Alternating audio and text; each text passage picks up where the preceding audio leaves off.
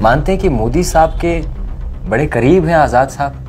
हाँ, ये तो है अभी भी। अरे भाई, आप सीधा देख सकते हो कि one nation one election, Modi साहब ने इनको मेंबर बना दिया।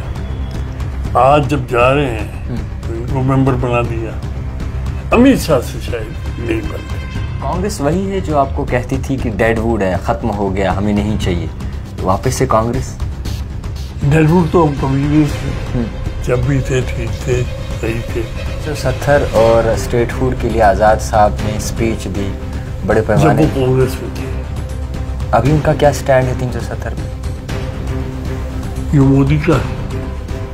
अच्छा, जो मोदी कहते हैं 370 वापस नहीं आया। पक्का जानता हूँ कि पैसा नहीं आया।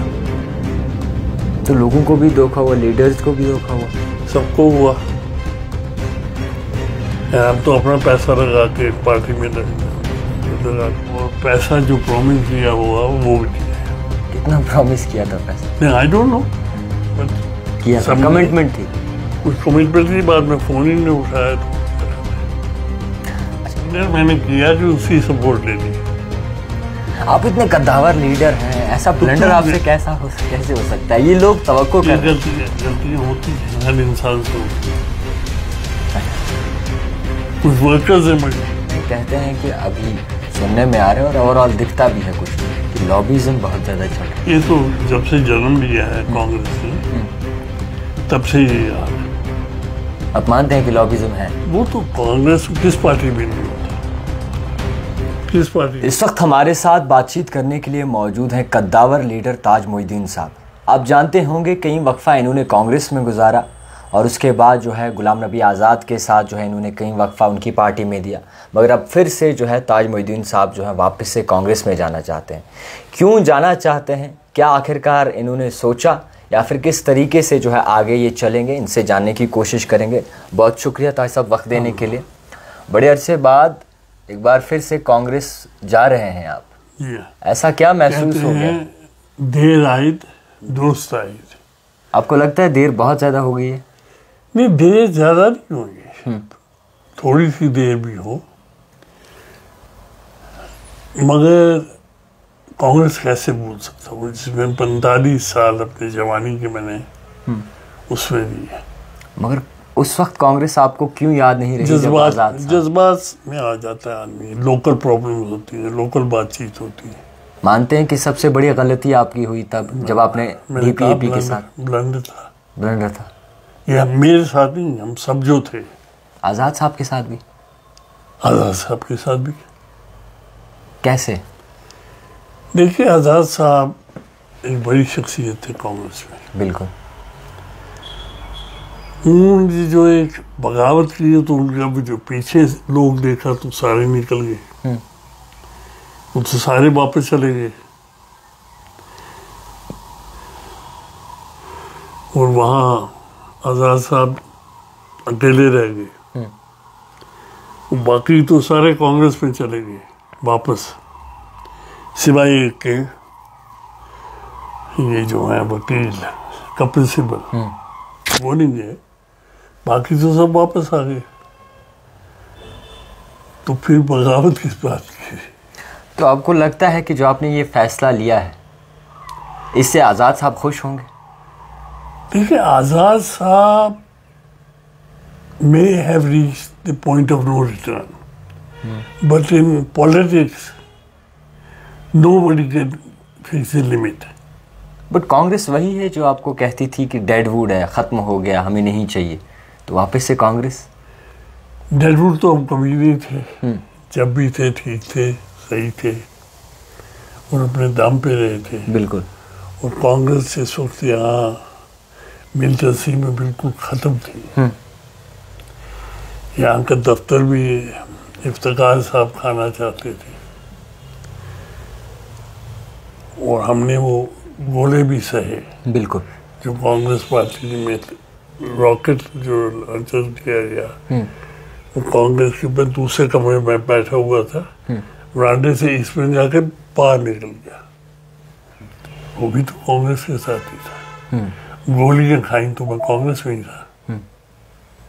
गुलाम नबी आज़ाद साहब की कहाँ पे गलती हो गई, क्या मानते हैं आप?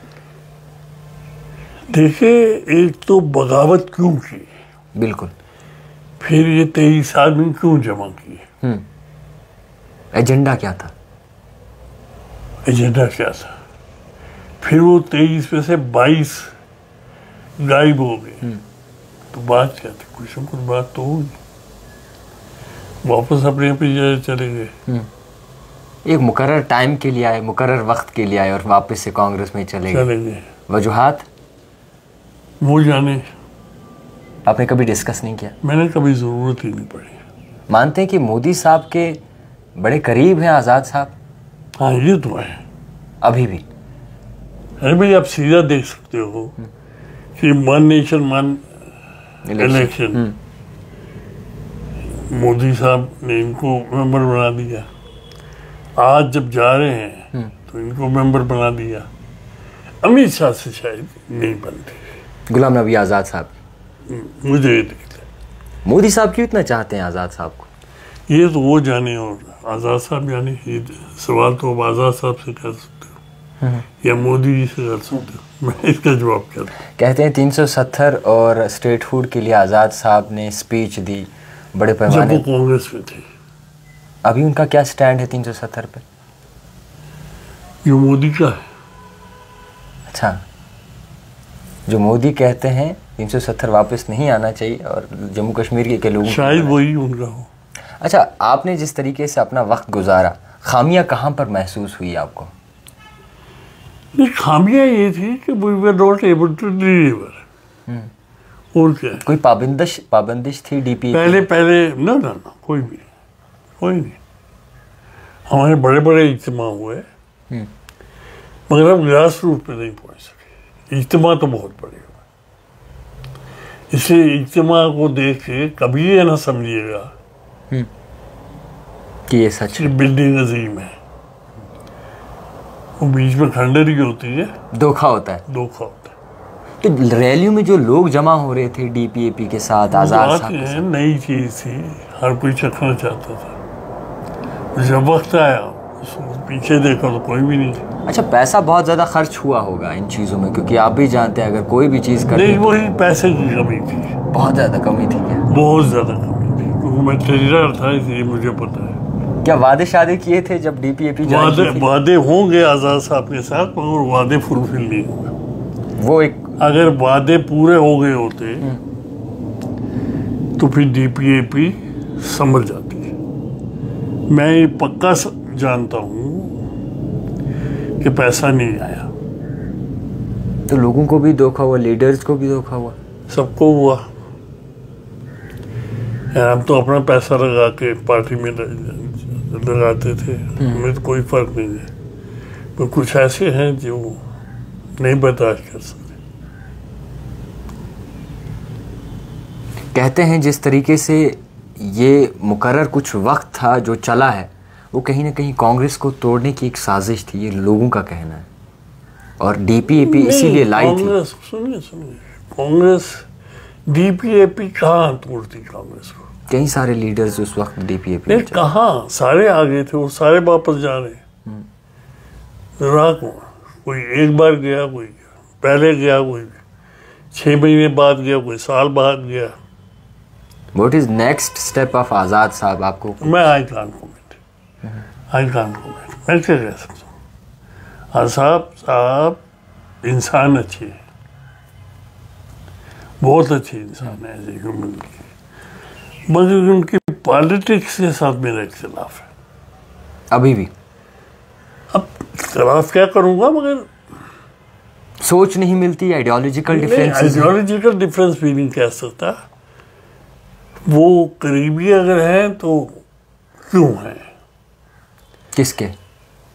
नरेंद्र मोदी के। अमित शाह से तो इतना मुझे पता है कि नहीं बनती। अच्छा, मोदी से? मगर नरेंद्र मोदी से बनती है। आज़ाद साहब, आप ऐसा नहीं हो सकता था या फिर ऐसा सोचा भी जा रहा था कि शायद मोदी साहब ही जो है आज़ाद साहब को बनाकर भेज रहे हैं, ऐसी चीज़ें करें? हो सकता है, मगर अमित शाह से तो मैं कह सकता हूँ कि बिल्कुल नहीं, क्योंकि हमारी सिक्योरिटी के मामलात में कई बार अमित शाह को लिखा तो मैं अमित शाह ने नहीं कोई भी अच्छा। और पैसा जो प्रॉमिस किया हुआ वो भी दिया है। कितना प्रॉमिस किया था पैसा? नहीं, आई डोंट नो, बट किया था, कमिटमेंट थी कुछ कमिटमेंट थी। बाद में फोन ही नहीं उठाया तो क्या कहते हैं। अच्छा, आपने जब इलेक्शंस के लिए तैयारियां की, पीडीपी ने पहले आपको सपोर्ट किया, उसके बाद आपको वक्ती तौर के लिए कहा कि हम अपना सपोर्ट वापस लेते हैं, खामी? ये इसलिए कि जो ब्लंडर मैंने किया जो उसी सपोर्ट ले ली। आप इतने कद्दावर लीडर हैं, ऐसा ब्लंडर आपसे कैसे हो सकता है? ये लोग तवक्को कर रहे हैं। गलतियां होती हैं, हर इंसान से होती है। कुछ वर्कर्स ने मजबूर किया कि नहीं करो, मैं तो तैयार नहीं था। जो मेरे करीबी वर्कर्स थे वो भी शायद वाबस्ता हो गए थे। अच्छा, कांग्रेस में कहते हैं कि अभी सुनने में आ रहे हैं और ओवरऑल दिखता भी है कुछ कि लॉबिज्म बहुत ज़्यादा चल रहा है। ये तो जब से जन्म लिया है कांग्रेस ने तब से ये याद है। आप मानते हैं कि लॉबिज्म है? वो तो कांग्रेस किस पार्टी भी नहीं होता, किस पार्टी भी नहीं होता। कब कर रहे हैं आप कांग्रेस ज्वाइन? कभी भी मैं करूँगा, मैं अपने इसमें, अपने एरिया में। मुझे इस पे यकीन नहीं है कि अब दिल्ली जाके ज्वाइन करो और ये करो। कहते हैं कज़िए ज़मीन बरसरे ज़मीन। कांग्रेस का क्या स्टैंड रहेगा 370 पर? आपको इसके जो उनका पहले है स्टैंड, जो भी रहा है वो स्टैंड रहेगा। और कोई पार्टी क्यों नहीं चुनी ताज साहब आपने? अरे यार, कैसे नए नए रिक्शे करते रहोगे, कितने रिक्शे करोगे। खैर, सही बात आपने कही है, एक जगह रहना चाहिए और एक ही जगह दरख्त जो है वो बड़ा होता है। फिलहाल के तौर पर एक कदावर लीडर, जिस तरीके से इन्होंने काम किया, बड़ी नाम और चर्चा आज भी है इनकी। क्या कुछ कहना चाहेंगे अपने जितने भी लोग हैं जिन्होंने आपको आज तक सपोर्ट किया, आप पे एतमाद और भरोसा जताया? मैं यही कहूँगा कि अपनी अपनी पार्टी में बने रहो, मेरी तरह ब्लंडर नहीं करना। तो मान लेते हैं आप ब्लंडर हो। खैर, ताज साहब हमारे साथ मौजूद थे, बातचीत की इनसे और जानने की कोशिश की कि किस तरीके से नज़रसानी करते हैं मौजूदा हालातों पर और क्या कुछ कहते हैं। फ़िलहाल वक्ती तौर के लिए ये बताया जा रहा है कि जल्द ही ज्वाइन कर रहे हैं। अब उम्मीद रहेगी कि कब ज्वाइन करेंगे। देखते रहिए द टाइपराइटर जावेद खान के साथ।